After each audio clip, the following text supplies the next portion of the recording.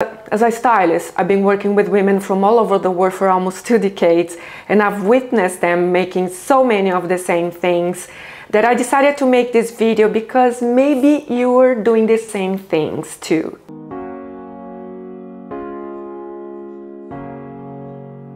But more important than pointing those out, I want to show you some tricks that most stylists have up their sleeves to fix these problems, and that make all the difference in the ending result. When it comes to defining body type, most people only take into consideration height and weight.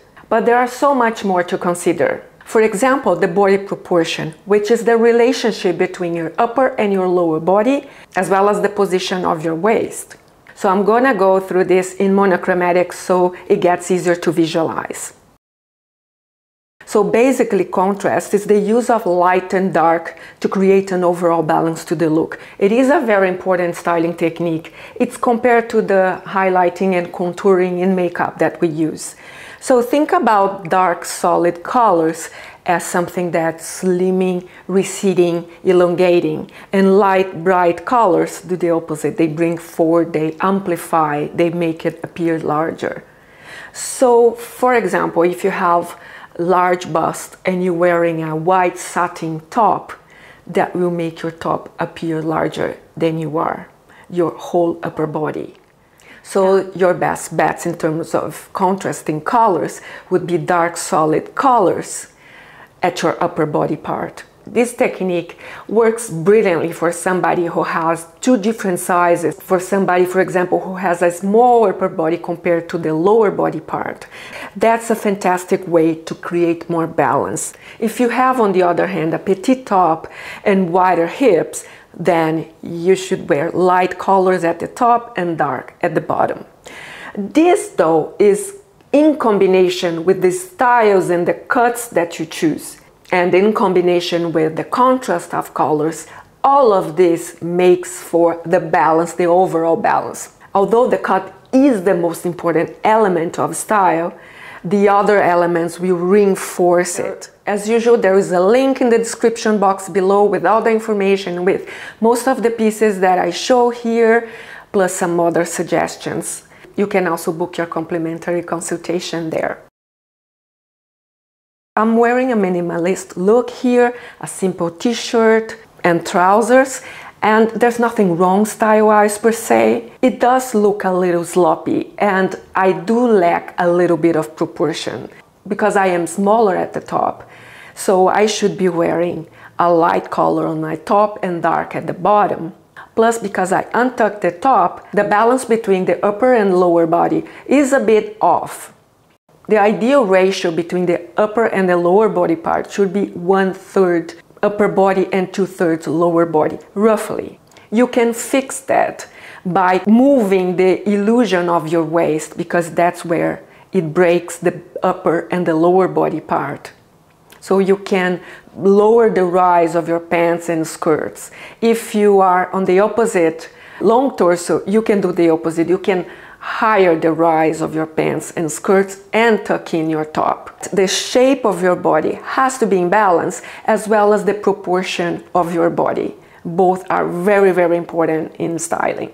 So just bear in mind that wherever the color breaks, that's where the eye catches. So if it finishes or breaks at the widest part of your body, that's when you will appear larger than you are. And nobody wants that. That's exactly what we want to avoid. Whenever you have a defined waist, you have to show that off. That's the slimmest part of your body. When you don't do that, you look boxy. If you don't have a defined waist, the best thing to do is to wear some dark solid colors and wear pieces that will follow your natural curves without being too tight or too loose. Just soft mid-weight fabrics, nothing that will add bulk or nothing that will be too unforgiving. A great trick as well is to wear a dark foundation and wear a longer blazer on top, or a longer piece could be a vest as well, something that will create a longer line. A crossbody bag can make the look busy, also create a lot of volume around your body. So a shoulder bag looks cleaner and more elegant. Those who have a narrow shoulder, wearing a little bit of bag will create more structure and make your shoulders appear more square, which balances out the proportions between your hips and your shoulders. The proportion of the body is one of the most important techniques. While the contrast will create balance around the body shape, the contrast will create a balance between the upper and the lower body part. Two very important things that have to work together. And the ratio between the upper and the lower body part should be roughly 1/3 to 2/3. So here I am elongating my torso by wearing a black top that is untucked, and the proportion between my torso and my legs should be 1/3 to 2/3, which is a bit off here. I am not going to swap colors here, although I should. The ideal would be white at the top and dark at the bottom. But just to make a point here, I am keeping the same colors and just making other adjustments.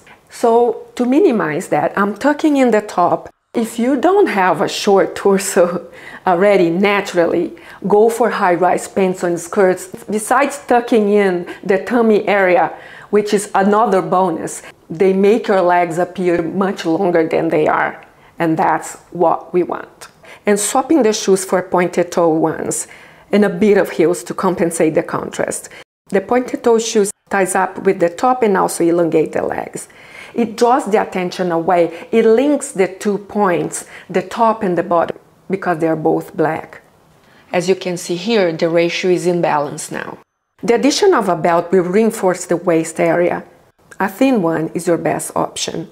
I also want to add an extra piece that will give more structure to the shoulders and flatter the silhouette.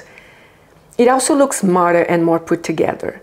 By leaving the blazer open, you create a slimming vertical line, and rolling up the sleeves make your arms longer.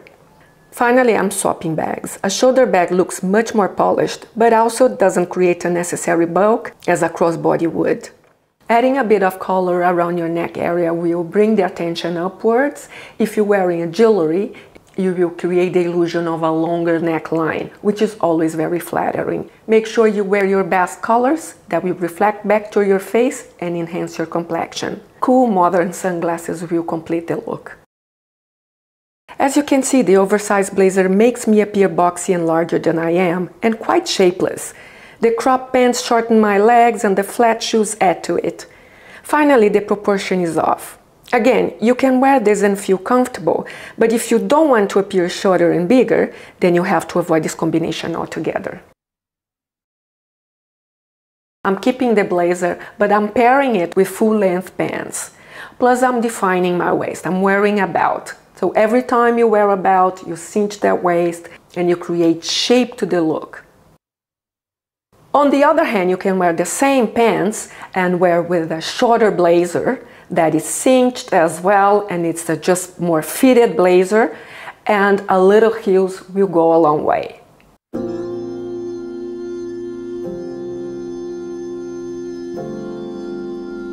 There is one very, very important rule of styling that creates the illusion of something that you look long.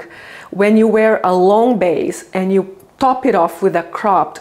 If you're wearing a mini dress and you top it off with a long vest, that has a very elongating effect as well. So both techniques are really effective in making you longer. And remember, every time you look longer, you look slimmer. So that's always a bonus. Using the long over short or short over longer techniques creates the illusion of a longer line that's always slimming, even best if you wear black. When you dress two contrasting colors and or prints, the eye is naturally drawn to the area in which the two come together, which is typically your waistline. This can be a good thing if you have a natural hourglass figure.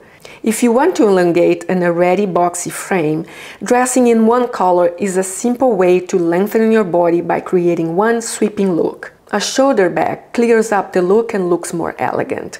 Opt for pointed toe shoes as they help elongate your legs and give the illusion that they are longer than they really are.